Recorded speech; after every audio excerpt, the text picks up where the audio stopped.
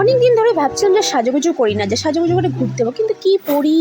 আরে বাহ, মা বেশ ভালোই জামাটা সিলেক্ট করেছে। চাই তাড়াতাড়ি রেডি হয়ে নি। ওহো, জামাটা বেশ ভালোই গায়ে ফিটিংসও হয়েছে, তাই না? একদম বারবি ডলওয়ালা একেবারে লুকস জামাটার। তারপর ভাবলাম আর কি করি, বেশি তো আমি মেকআপ পছন্দ করি না, তো নর্মালি আমি আমার ফেস ক্রিম হোয়াইট টোনটা ইউজ করতে বেশি পছন্দ করি, কারণ এটা এতটাই স্মুথ আর এতটাই গ্লো একটা আনে না ফেসে।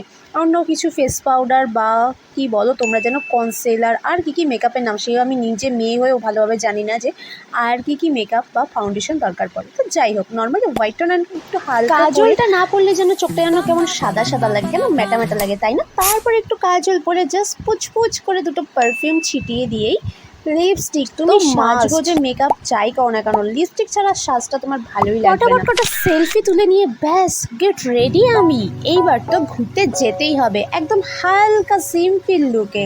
একটা হাতে ভ্যানিটি ব্যাগ দেবো, টেন টেন করতে করতে ঘুরতে যাবো। চলো বাই।